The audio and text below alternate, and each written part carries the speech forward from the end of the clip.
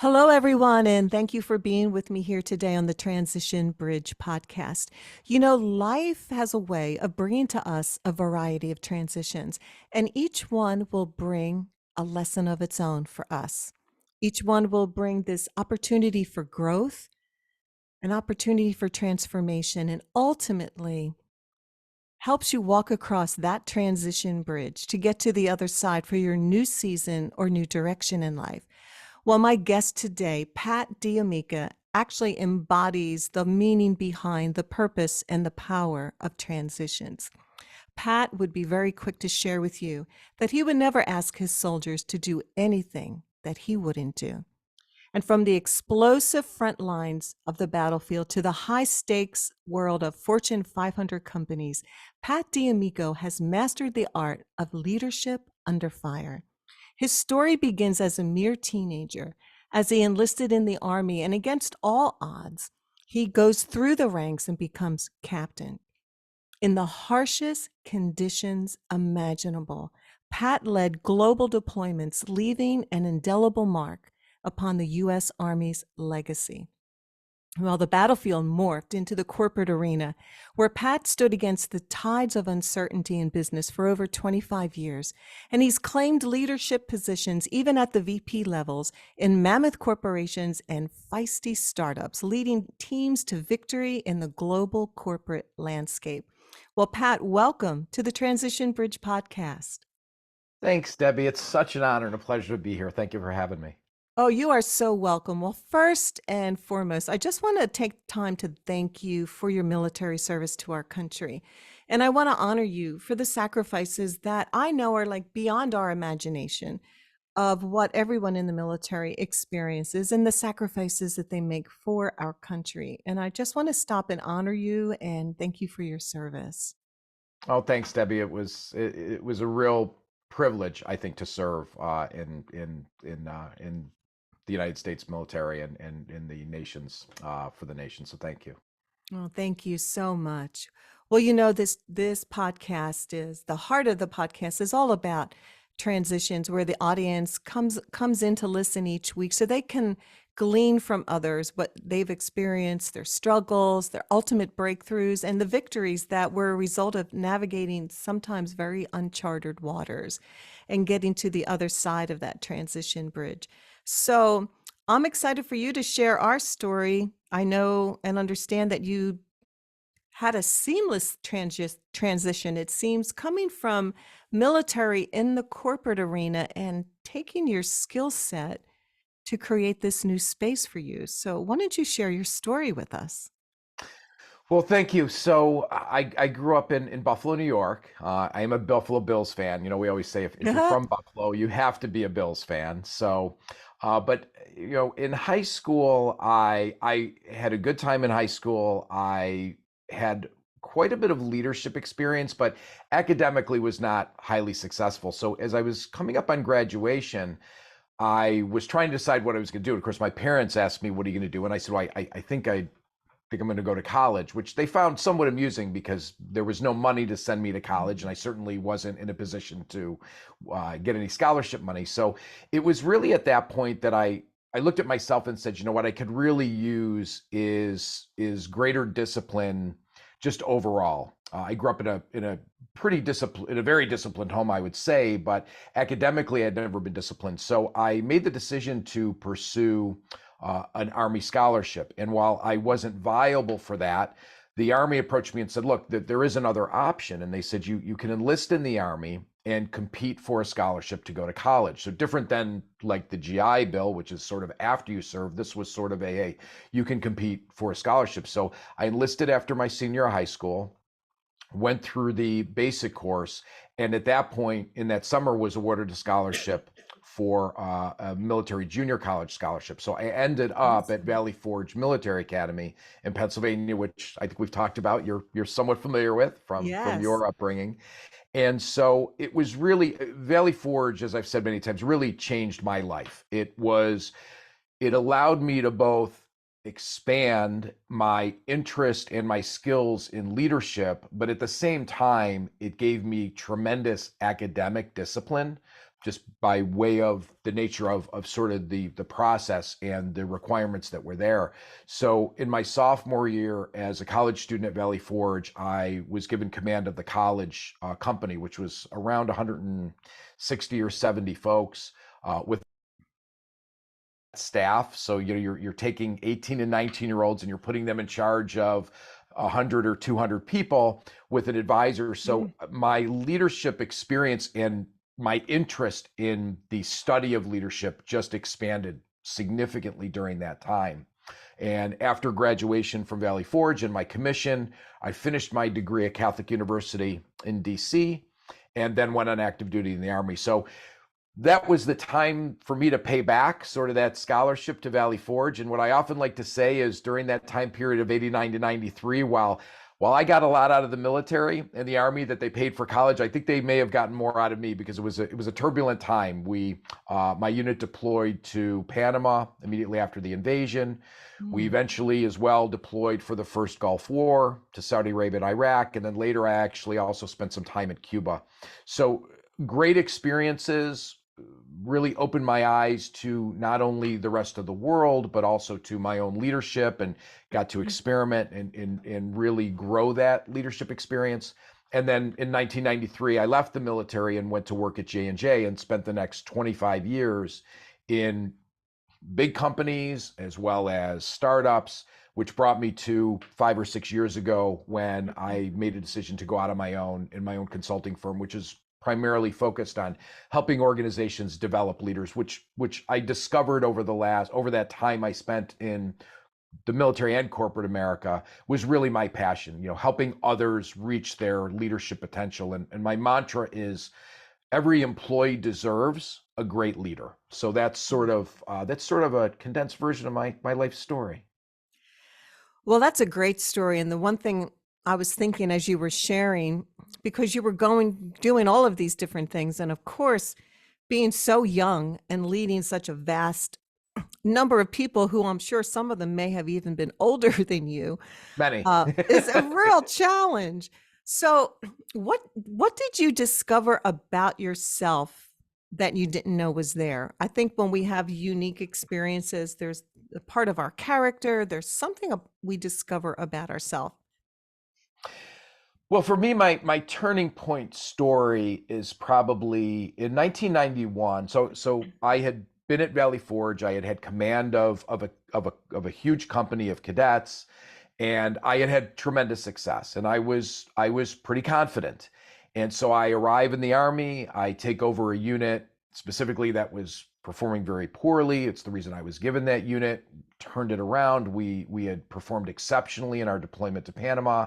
So now it's 19, it's the time frame where Saddam Hussein invades Kuwait and we're getting ready to deploy there. And the morning we were leaving, I was stationed in Northern Virginia. And so it's early in the morning and the day we're flying out. And I have my entire platoon in front of me of 30 at the time, all men. And behind my platoon were all of their families. So their fathers and mothers, their wives, husbands, their Mm. children. And as was normal, I went behind the platoon to address them. And I said the usual things I was planning to say, which is, we'll try to keep you as informed as we can about how we're doing and where we are. Please write to them. I'll encourage them to write back. And Debbie, in that moment, for whatever reason, I looked at these husbands and wives and parents and children, and I said, I promise to bring your husbands, wives, fathers home alive. And Mm. it was a moment for me that the minute the words left my mouth, I couldn't believe I had said them. And so I spent the next 6 months thinking about that moment as we were in harm's way and as we were doing missions. I thought, how could I make that promise? And I had committed to this, and how do I make sure to keep these folks alive? And it was a promise I never should have made. And on the day that the ceasefire, when we were over there, was announced, we were sitting in a tent. I was sitting with a few other officers. We had the little transistor radio hanging from the tent pole with armed services radio on, and they made the announcement that the ceasefire had been called. And in that moment, I felt this incredible relief. I was like, okay, Mm. I'm going to be able to keep this promise. And within minutes, there was an explosion that rocked the ground we were on. And Oh, there was an explosion within our camp. And as I grabbed my helmet and my weapon and I'm running out of the tent, I'm thinking, this can't possibly be happening. I was at this moment where I thought I was going to keep this promise and I didn't know what it was. Now, fortunately for me, none of my soldiers were injured. We had some other soldiers within the battalion that were injured. It was a small explosive device that had gone off. But it's really in the aftermath of thinking about that, and folks usually would tell that story, say what made you say that. And I'd love to say to you it was my care and concern for their families, which was part of it. But the reality, Debbie, is it was my own ego. It was my ego that as a 23-year-old, I thought I was so infallible as a leader. I was mhm. so unbelievable as a leader that I could make that sort of guarantee. And it was a big turning point for me in a humbling moment, or a humbling time, when I really looked and said, don't ever make a promise, no matter how much you want to make somebody feel more comfortable. Don't ever make a promise you can't keep, or you're not, that you're not absolutely sure you can keep. And it's really lived with me through my entire career. When I'm training other leaders, it's one of the primary lessons I tell folks. Don't ever make a commitment unless you're absolutely 110% certain that you can keep it. So it was a big learning experience for me, and definitely humbled me tremendously. Gosh, that's a powerful story. And it's, like I said earlier, the lessons we learn, right? And that you made that a teachable moment for yourself, that you actually thought into what happened. So I think that's powerful. And you've carried it with you through your life and in your teaching moments with other leaders. So thank you for sharing that. It's Of very course. touching. Wow, that had to be such a shock and a surprise at that moment. Um, so, Pat, I love that you went into the military for discipline, because I would say that's the one thing in my life. That's my weak point, and I'm always working on that. And I know with working with leaders now in the marketplace, we always talk about mindsets, how important they are, what we Mhm. think about life, what we think about life's events, how we look at it. Is it too difficult? And how we can hold ourselves back just because of the mindset we have. So, what would you say about mindset? What kind of mindset does the military drill into you that you were able to now bring into the marketplace with leaders? That's a great question, Debbie. And I think when we're talking about discipline, and we're talking about mindset, it's the it's the understanding of the importance of preparation, right? I just don't think, and this was something I learned from my father, who was my role model and truly was my hero um, through my whole life, that being prepared can really have such a significant impact on your mindset. I am not somebody who personally ever, and when I'm training folks from a leadership perspective, the more prepared you are, the less fear you're going to experience, right? We all experience fear. Fear is a real thing, and our Mhm. reptilian brains are always going to drive that. And even in situations where we are find ourselves in a situation and experience something that we've experienced in the past that maybe was difficult or challenging, but the better prepared we are, the better our mindset is to really move past that fear, right? It's not a question of having no fear. I often say there was a time period in the 80s and 90s when the US military and specifically special forces were heavily recruiting X Games athletes. And when I ask folks, why is that? Why do you think that is? And most folks will say because they have no fear. And that's actually not the reality. The reality is they've experienced that fear sensation so often that they've actually learned how to move past it quicker. And that is a real great synonym for or an analogy for how do you create a circumstance for yourself where you can move past your fear. You can't get rid of that fear, but how do you move past it more quickly? It's by being prepared. So I truly believe there's no replacement or substitute for preparation. And I think that's one of the main things I learned in my time in the military, that discipline, but that discipline was driven, that discipline, the byproduct of the discipline was a level of preparedness, both personally as well as the group or the unit you were with, so that when you experience those adverse events, you're actually able to deal with them and handle them better and move past them. So I think sometimes folks are paralyzed by fear. And I think the question for them is, how prepared were you?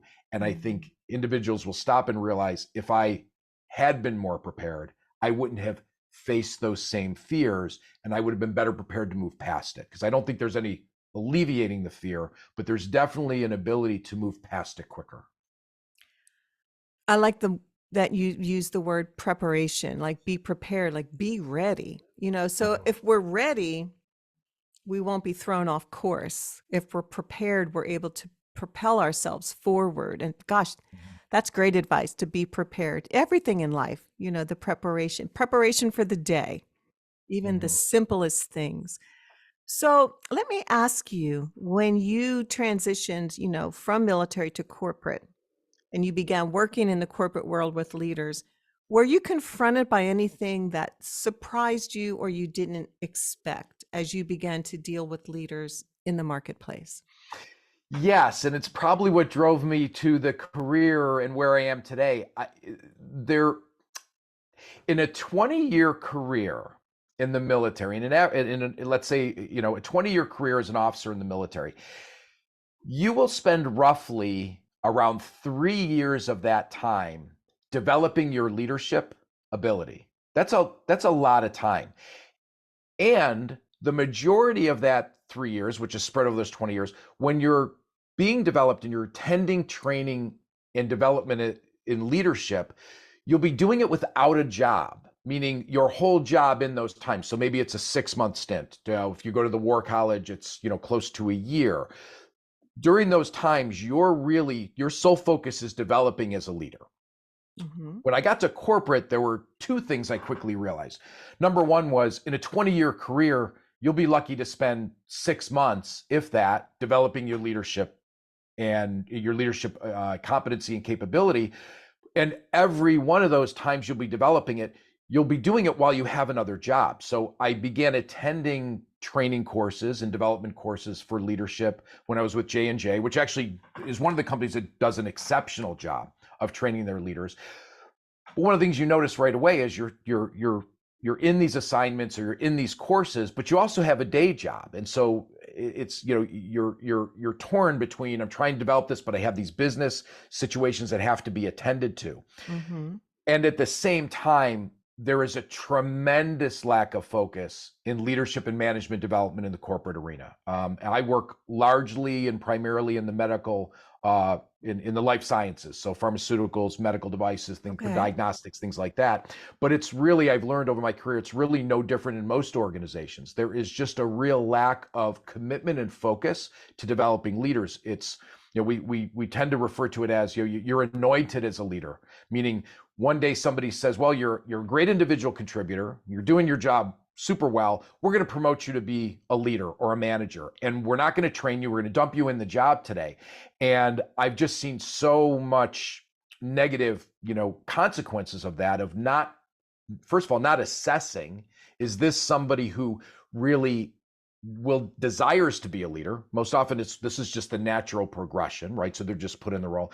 And then there's no real training of, what does it mean to lead others? What does it mean to be responsible Mhm. for others? And so that's really become my crusade in my life today, which is working with organizations and helping them understand, you lack, or your leaders lack, competency, and you need to make a long-term commitment, right? Because leadership is a journey, and that journey never ends. Yes. I consider myself a student of Mhm. leadership. I always will. I'm more a student of leadership today as a functional expert than I was even when I was first developing my leadership competency. So it has to be a continuous process, but organizations really lack in that area of developing their leaders. That is the one thing that I've realized, and again, it's what's brought me to what I choose to do today. That is so needed, because I believe a lot of people get put into leadership positions, but they've never been trained, exactly what you said, and they find themselves over their head, and then their reactions to their employees doesn't help, and we get in this vicious cycle of nobody's happy at the end of the Right. day. No one's being valued. No one's being appreciated. And leadership is a development. It just doesn't happen overnight. So tell me, Pat, what are some of the reasons why your clients come to you? Are there a variety of reasons? What draws them to want to work with you, and what are some of your processes? Well, I think probably, I think the number one reason that today that brings organizations to the realization that they have a lack of management competency is undesirable turnover, right? It's not about the folks you're Mm, losing that you don't care if you lose. It's when you're losing folks that you don't want to lose. And we know this. The number one reason people leave jobs is their immediate manager. And that's been the case since the Industrial Revolution. During the Industrial Revolution, the reality is the number one reason people left jobs was their safety, right? And my grandfather worked at Bethlehem Steel. He used to tell stories about how people would actually die, working at the steel plant. Once that sort of changed, and you had government agencies sort of taking a stand on there's got to be safe work environments. After that, every year since then, every survey, no matter what angle it's done from, the number one reason people leave jobs is their immediate manager. And it's funny because I went through a long time where I said to people, I would never leave a job for a bad manager. And someone once said to me, you've clearly never had a bad manager. And that was actually true. That was actually accurate. When I look back, because it was early in my career, when I would say that, I'm like, oh no, that was right. I had never had a really terrible manager up to that point. I think in the military, you might have bad leaders, but you're between a rock and a hard place. There is no right. leaving, right? There's no exiting out. But in corporate America, that's absolutely an option. So organizations tend to realize that when they're having undesirable turnover. And almost always that is the biggest factor that's impacting that is the fact that they have a lack of leadership and management competency. So that's what they normally come to me with. At the same time, that conversation starts with, what do you think the leadership gaps are? And I would say they're usually about half right. So there's usually tinges of them being accurate, but Mhm. my process is I initially do what is called a diagnostic. It's like a doctor treating a patient, right? I need to understand what the real disease state is before we can really talk about what's the treatment plan. So I will go through a process, and I offer my clients, it's funny because I'll offer clients two options. I can do a survey, an online survey, or I can do one-on-one interviews. I'm very upfront about which I prefer, which is live interviews. While a survey, I can get a larger amount of data from a larger group of folks. The reality is the one-on-one interviews, I can start to notice things that are coming out. I can dig into things. So I may do 20 to 30 interviews with senior leaders, with first, second, third line leaders, with individual contributors. And over time, I've started to learn how to pick things out. What are really the deficiencies? What are the leadership Mhm. gaps? Sometimes it reveals things about the organizational culture that may be more of a problem, and I have to bring those to light. But from there, it allows me to sort of come up with what are the real gaps in leadership competency. And they may be things like a lot of organizations, it's interviewing and hiring, right? If you don't hire the right people, forget about being Sure. successful, right? You you you Mhm. you you you you can't even make it to the starting line. So it may be that. My biggest one, I think that is the most lacking is coaching. Is leaders do not have an understanding of how to properly observe, but more importantly, how to properly coach their people. They may have the skill to understand what's happening with the employee and what needs to be improved, but they don't have the ability of how to address that. How do you bring that to the employee's attention? And how do Mhm. you coach them effectively so they're the ones that want to do it versus you just telling them? It's like with our children, right? When we raise kids. Very often our child does something wrong, and what's our reaction? Why'd you do that? What you should have done is this, right? We don't even give them a chance to Mhm. explain what was their thought process, and then we tell them what they should do. And science has clearly pointed out that individuals believe more what they say than what they're told. So if you can get an employee to assess a scenario that occurred, look at it, and you can get them to come up with a better option and verbalize that, they're like 7 to 10 times more likely the next time they're in that scenario to actually take that action versus you telling them. So there's a real art to helping Mhm. employees work through what went wrong, but more importantly, helping them come to what's a better option or solution. And I'm a big fan of, I'm executive coach certified through Berkeley, and I'm a big fan of their model, which is this model of, you know, you might have to direct them. That's when you have to tell them what to do. And that may be necessary when somebody hasn't done something. Mhm. Then you may advise them. And advising is, hey, what are some options you could do differently? And maybe they come up with some, but not the ideal one. So you have to kind of feed that to them. And then there's the coaching element, which is maybe they actually come up with an ideal solution, which is wonderful because now they've come up with it and it's their idea, they've verbalized it. And then there's the supporting end of it, which is they know how to do it. And so you're just there to ask them, what are the resources you need to help be successful?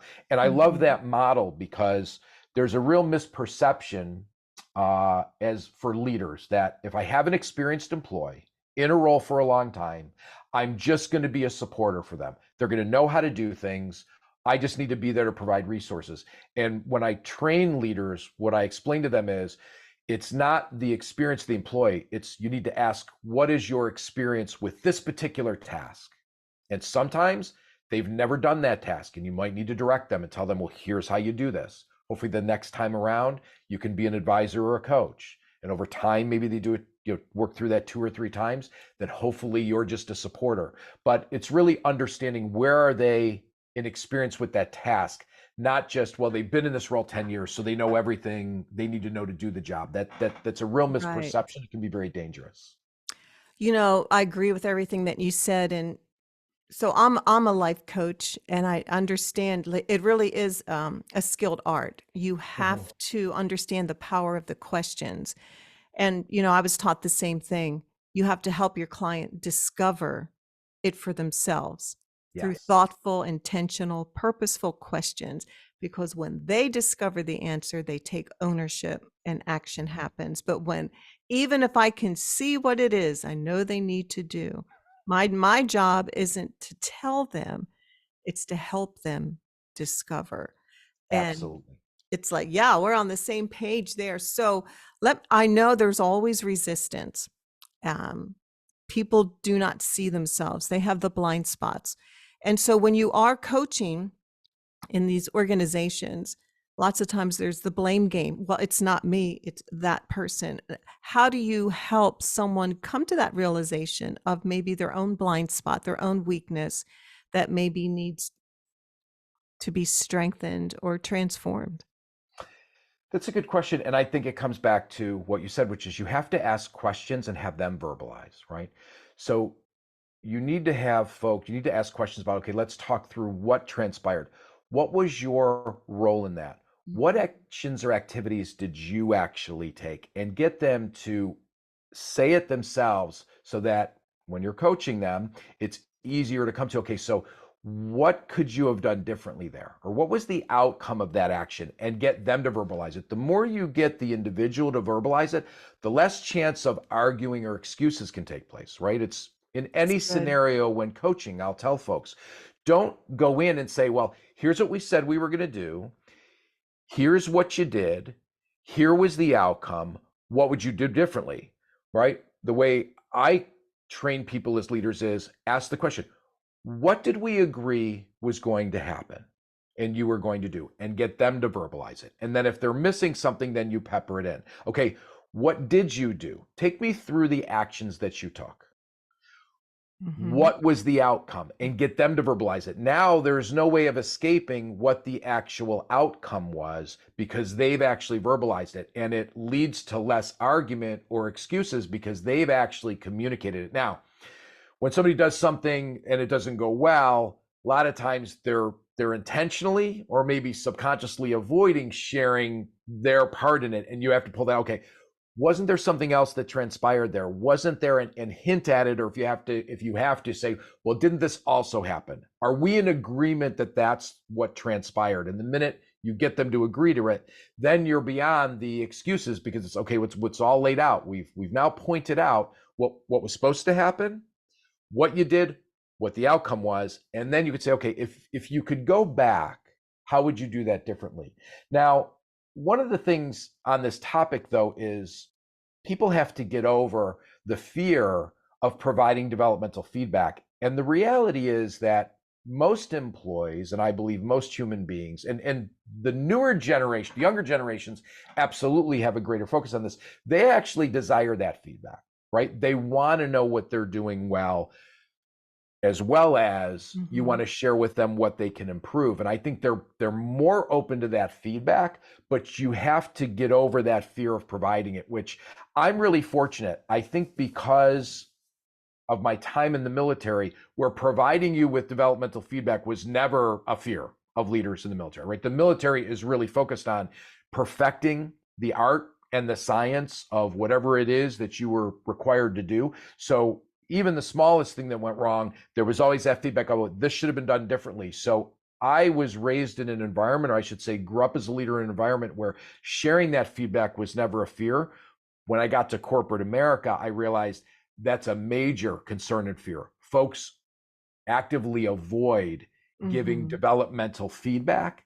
And so I have to help people get past that. And I think the way you help people get past that is understanding if you want them to perform at a high level and you understand that they want to perform at a high level, how can that possibly happen without you providing them feedback of how to get better and how to develop, and a lot of practice. And we do in programs that I and folks that I work with, we do a lot of practice. We do a lot of practice Mhm. of giving people feedback. No matter how uncomfortable they are, you have to get people, again, that's that practice in gaining comfort. Well, we can't grow. We can't change what we don't know, what we're not aware of. And Absolutely. so, change only comes through awareness and finding that safe place, to be even able to share our different challenges. In fact, you work with startups and you work in existing corporate environments. Both are totally different. You get to come into the genesis of a startup, um, and kind of help create a culture. Mhm. Uh, do you enjoy one more over the other? Uh, do, You know, they both have their merits, and I had a unique career in that, of the, let's say, dozen roles that I was in over my time in large corporations like Johnson and Johnson, then Medtronic, over half of my roles were actually newly created. So I had this unique upbringing of being able to create organizations within large established companies. So that really was an advantage to me.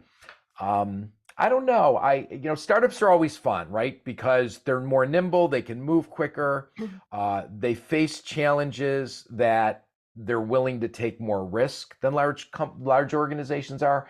At the same time, when it comes to developing leaders, because what I find in my environment is the startups that I worked with have tended to hire and bring in leaders who probably are more adept at leadership skill and leadership competency, right? Because they're probably more selective and it's a smaller number. When I go to large organizations, I sort of have more of the gamut, right? I've got experienced folks that are really skilled. I've got experienced folks that need a lot of development. Same on the less experienced realm. So it really varies. But one thing I would add that I think is critical on this discussion of giving developmental feedback, there's another big piece of this, which is one of the best ways to become comfortable, Mm. or I should say, one of the best ways for your employees to become comfortable with you giving them developmental feedback is seeking out that feedback as well from your employees. And this is an area that lacks hugely. And here's why. Because in most organizations, leaders ask for feedback usually one specific time of the year. You want to take a guess when that is? When they're giving their performance review to their employees, Oh, that's right? true. That's So true. it's December, January. You're required by the organization to give the annual performance review, and during that discussion, so let's say that's you and I. I'm your leader. You're my employee. We go through your review, and during that time we're sitting together, I then look at you and say, "Hey, is there anything that I could do better or differently?" And I am I couldn't be more against that approach for a couple of reasons. Number one is you're putting the employee on the spot in a moment where the discussion is supposed to be about them. And then all of a sudden you've put them on the spot and asked, what can I do better? Now, even if in that moment that employee has things that come to mind. The problem is that employee hasn't had time to think about how to present it. Because at the end of the day, Mhm. your boss is asking you for this feedback, and you're going to want to present it in a way, you're going to want to couch it in a way that you've thought about. So I have two things that I encourage leaders to do. Number one, don't make that the only time or the primary time you ask for that feedback. Number two, you need to give them time to think about it. So I encourage folks to say, okay, look, maybe I'm coming out to work with you in a week. We're going to be spending some time together. Prior to my arriving, please give some thought. I'd really like you to think about two or three things. And I'm very specific with numbers, because if you just say, give me some things that I can think about, they might come up with one. So I would say to employees, think of two or three things that I could do better to support you or do better as a leader. And please be prepared to share those with me. Now, I used to be, I can get really, I can get really direct with my employees on this. I used to tell them, look, if we reach that point in the discussion, I ask you and you haven't thought about it, I will sit there and stare at you while you think of some. So let's avoid that scenario. Oh And my I've done that gosh. in the past for people to take me seriously. But what I find is giving them time to think about it Mhm. will give them time.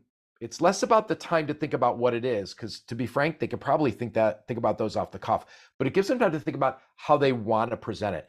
And doing that on a regular basis makes it then much easier for you as a leader to give them feedback and them to be more receptive to it and less argumentative, because, well, shoot, this person's asked me what they can do better and genuinely and sincerely want to know, how can I really argue what I need to do better? So, and Right. I think it lacks. I think leaders, frankly, I think leaders seldom even think about asking their employees for feedback. And I believe the best feedback you're ever going to receive is from your direct reports. Your boss knows what you do, and you're going to get kudos or you're going to get feedback on things that on paper or projects don't look good or sound good, but you're not really going to get the feedback of the competencies you can develop from anybody better than you will from your direct employees. That's great advice. So, and it's so true. I think when everybody feels they can be vulnerable and hear what it is that they need feedback on, it opens up the discussion and it becomes a place. I don't know if it's a safe place, but it's a place that's been created where everybody Yes. can have input and everybody gets to hear. And so it kind of puts everybody on that same level playing field, which I think is great. So I have another question for you, but before I go there, do you have like a favorite transformational story of any of your clients or corporations, like something that you just really saw something significant happen? I think that, yeah, I mean, one comes to mind.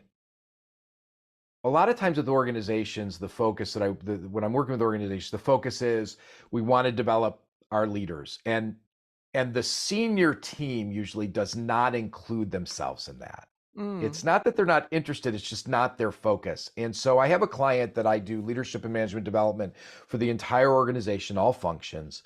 And I made a suggestion to the CEO and I said, look, I think there's some work that the senior team could do, right? I don't know exactly what the gaps are, but I started asking questions about what has the senior team done together and what sort of development have you had? And none had been done. And so we did a few sessions with them. And I remember one in particular, we were actually on Zoom. It was during the pandemic. And we were scheduled for an hour and we got about 55 minutes in, and the CEO just said, look, I want to pause. Whatever you have for the next hour, we're canceling. We need to continue this. And it was just this moment of this realization of, as a senior team, we're thinking so much about development of our leaders below us. As a group and a team, we're not thinking about our own development. And we did some exercises that essentially allowed them to reveal things about themselves as leaders, what they were confident in and what they felt they weren't confident in. And it started this cross discussion. Uh, and I believe this, Debbie, folks want to hear from their peers. So when I work with an organization, I always say I'm a facilitator. I'm not a lecturer, I'm not an instructor, I'm not a teacher. I'm a facilitator. No matter how much information or experience I bring to that group, it pales in comparison to the collective of them. So Mm. my job and my goal is really to encourage and facilitate discussion across that group. And so I think people prefer to hear that, right? Because if you and I were peers today and tomorrow I got promoted, you and the rest of the team would say, oh, Pat has no idea what he's talking about. He doesn't know what it's like out here, right? It's just our natural progression. It's the way we think about things, right? The minute somebody gets promoted to the next level, they have no idea what it's like, no matter how long they did the job. So people want to hear from their peers. They really want to know, what are their peers experiencing? But more importantly, they want to know, how are their peers addressing it? What are the what are the things that are working for them? And what are the things that aren't? So I'm a big proponent of getting those senior teams together. And let's talk about, okay, here are the challenges everybody's facing, but who's experimenting with how to solve them? And we learn more from our failures than our successes, our own and other people's, right? We know that. That's the way we're built as human beings. We will take action more based on pain than pleasure. So we know that we have an experience that doesn't go well. We are going to internalize that. We're going to learn more from that than a positive experience. So I encourage folks to share what didn't work in this scenario so that other people don't make those mistakes. And that will say a lot about the organization. Folks' willingness to share their failures says a lot about the culture of the organization. But that particular organization, it really opened their eyes to, we're not sharing enough as a senior team. We're concerned about hearing from our employees and hearing from our leaders, in the organization, but we're not really willing, and we haven't spent time to learn from each other. And it was a real eye-opening moment. It was a great experience to have as a consultant, to just sit back and watch these folks really absorb this and say, wow, I'm learning a lot here from the other members of this group, and we haven't really delved into this. So I'm a big proponent of that. Giving people space to really share, like what I hear, it's like you're giving people permission to solve. Mm-hmm. And I think if people are not called into that space to say, how are we going to make this better? Or even allow that aha moment, which seems like it happened with the senior leadership there, like you allowed that space to happen.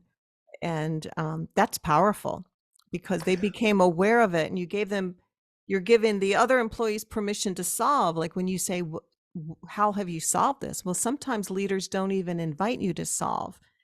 And that we're missing key components from employees, but giving permission to solve. I don't know why I just keep hearing that. I think it's powerful. Yeah. Well, I'll share some interesting, and I wrote an article about this a few months ago. In my diagnostics with organizations, the last few years, I discovered something really interesting, and it's become a question that I ask regularly now. I never don't ask it when I'm doing these diagnostics. And the question is, tell me what it's like when you make a mistake in your organization. And the answers that I've gotten over the years fall into three buckets. On one end of the spectrum, the answer is something along the lines of, I hide it as much as I can. I live in a zero tolerance culture. That's our organization. So if I make an error or mistake, I have to try to prevent it from being known. So that's one bucket. The second bucket is, I'll probably tell my leader, my immediate manager, in case it sort of comes up, but they'll usually help me keep it under wraps. And then the third bucket is, I'm encouraged to share it with my peers so that they don't make the same mistakes and they can learn from it. And what's been interesting, Debbie, is when I take that data and I compare it to my assessment of the organizational culture and performance, they're absolutely aligned. The organizations that have a culture of, they're encouraged to share their mistakes so people can learn from it, are higher performing, they're more cohesive, and they have, generally speaking, have a better, more positive culture. The organizations that on the other spectrum hide it usually don't have a good culture, usually are really struggling. So it's sort of been this really unique piece of data that's come to light over the years. And so I always ask that question. And if I hear answers like, I don't share it, I will take that immediately. I will take that as an output when I'm speaking to the executive team. I will share what I just shared with you. Here's what I've learned in my work, and here is where your organization is. And we need to talk about why that is. What is driving that? Do you realize that that's the culture you've created? A zero tolerance culture has a really difficult time performing at a high level because mistakes will be made. and we learn more from our mistakes. So when people keep them under wraps, nobody's learning and nobody's developing and growing. I hear two different cultures there. One's a fear culture of Yeah. even, and the other one's a freedom culture. The freedom Hmm. that comes to saying, I made a mistake. Hey, let's all not fail on this together again. Let's grow. I mean, that's a healthy environment. So I was reading, I have a quote here from one of your clients, and I'd love to just read it. Oh, sure. Yeah. All I can say is, wow. First off, Pat provided a safe space for me to share my challenges. Pat also allowed the discussions to go to uncomfortable places while having nothing but my best interest in mind. And I think that review from a client, a VP in a Fortune 50 company, says it all about who you are, that you create that space so they could share, and you allow them you to go to the uncomfortable place because you really have their best interest in mind, because you want to see them grow. And so I just love hearing everything that you do, Pat, to help your clients. So in closing, I want you to think about someone right now that is maybe considering making a change like you did. Sometimes people, we get stuck in taking that leap of faith because we're not really sure what's next. And maybe there's some leaders out there that really just need to be encouraged by you. How would you share with them right now? So I think that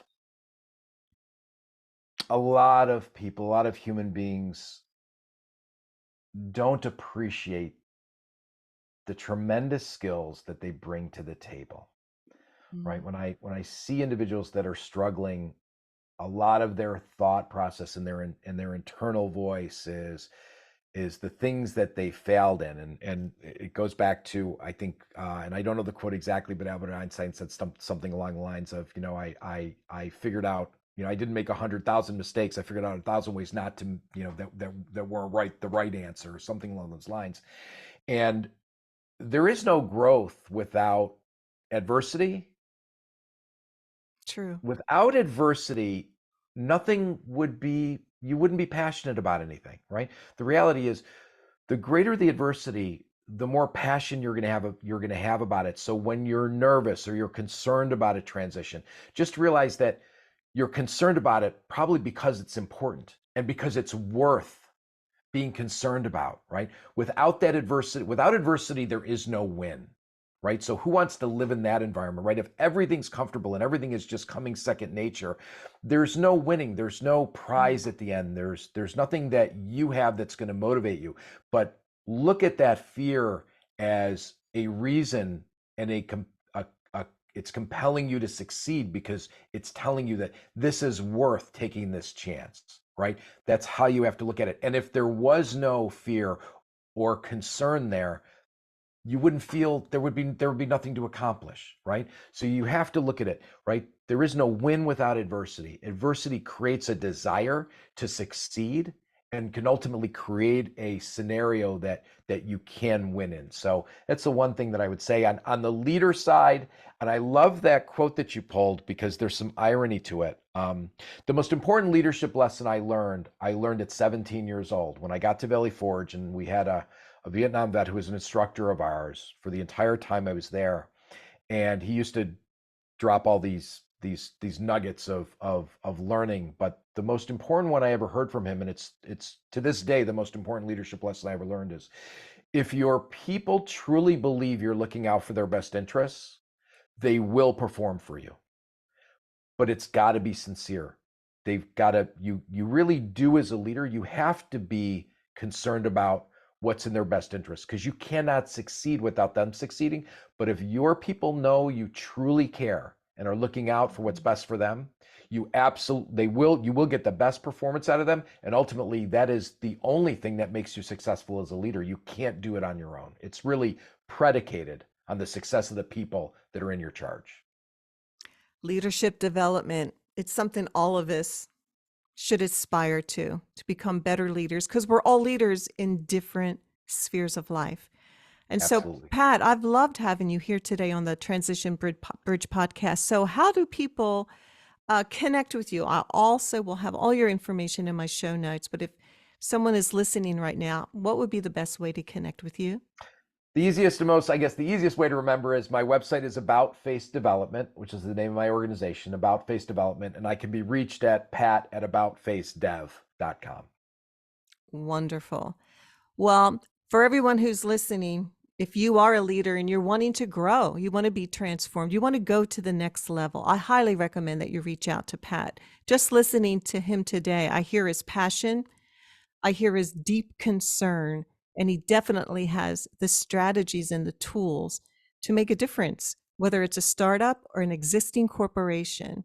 We all need like a makeover. We need to go get stronger in our leadership for because it's honestly it's about the people who are working for us and for us to grow as leaders. It's a sense of fulfillment and an accomplishment in our own lives. So thank you, Pat, for being with us today. And I want to thank all of you, my transition tribe, as you come each and every week to embrace, grow, and be transformed by the purpose and the power of transitions.